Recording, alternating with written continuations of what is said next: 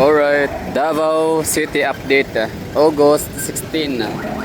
Time check, taon na 30 ng umaga. Mamaya indak-indak sa Kalayawan, no? Final event. Highlight event ng ano natin, siyudad ng Davao City. So ito yung ano dito, ang view lang ha. Oo, marami ba tao? The answer is yes. Kasi kakatapos nga lang ng concert ni Kissy Tandingan. So mga tao, kanya-kanya ng ano, diskarte para makasakay ng jeep pa uwi.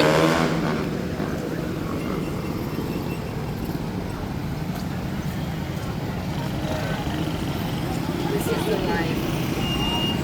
The baddest.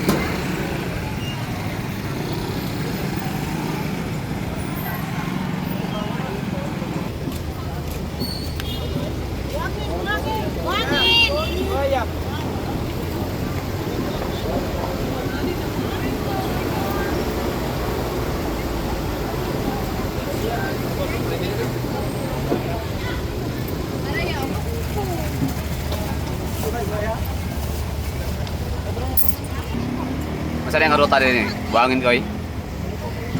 Maa? Buhangin na saan eh? Saan ruta eh? Ah, okay.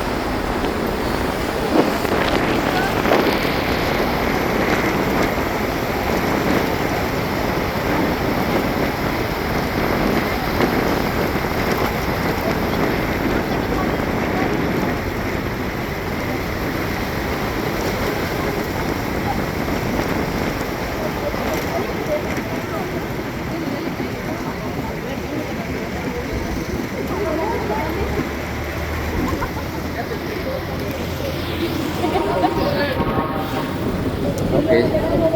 Open pa rin iba. Alauna na. May bukas pa rin na tindahan doon sa loob. Pero ang Rojas Night Market, kahit anong okasyon, mayroon o walang okasyon sa Davao, talagang sarado sila 11:30. Ibig sabihin, ligpitan. Yan, Rojas Night Market.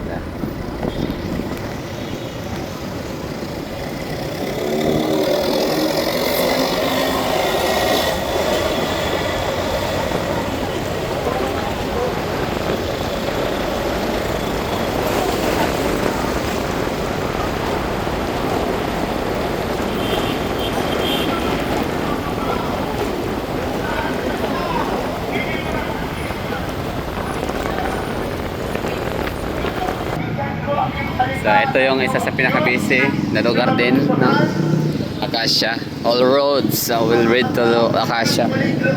So may mga tao din marami. Time check tayo. It's 1:36 ng umaga. Ikaw pala yung buhay na bigis mo. Bigis yung buhay na sinatira mo. So kita nyo yung ano ha, yung pinaka main road or isa sa mga pangunahing kalsada sa Davao City, CM Recto Street. So maraming tao, tama lang, syempre nakauwi na yung marami.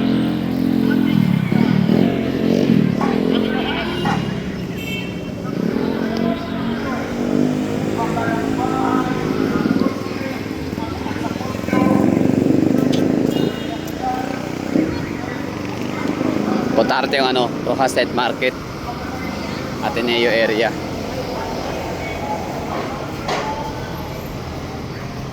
Kaya may dalawang afam mo. Lasing yata. Sabi siya ng dalawa, ano, lugar to. Alauna pa lang, sarado na sa mga establishment, sa mga ano, inuman. Pingis tuloy tayo.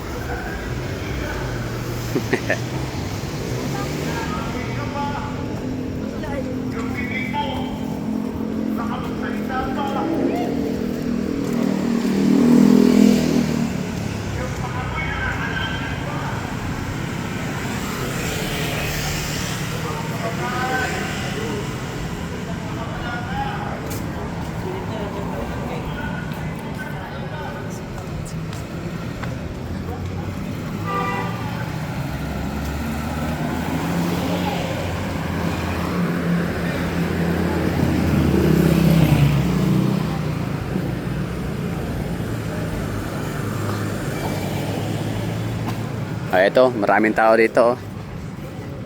So, abangan din kasi ito ng mga ano dito, mga estudyante pa uwi. Ateneo.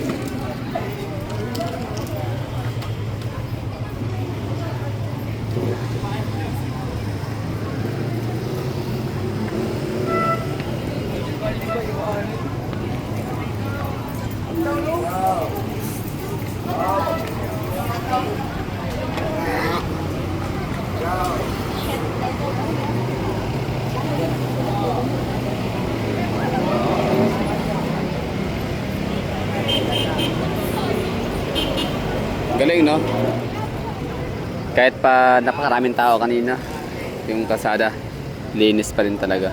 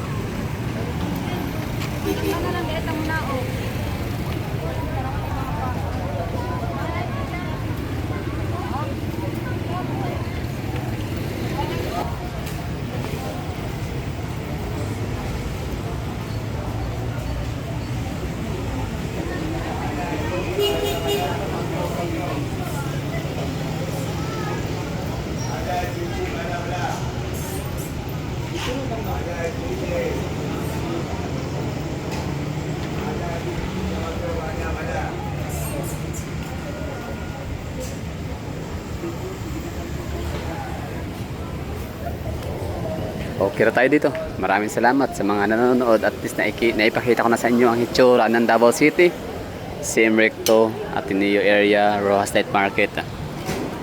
Kapag Katayawan Festival, 12 midnight, August 16. Yan, so happy Katayawan Festival sa mga dayo na mamasyal sa Davao City. No? Thank you for coming. You are very much welcome. And of course, sa susunod ulit na taon, kita-kits ko kayo dito sa Davao City.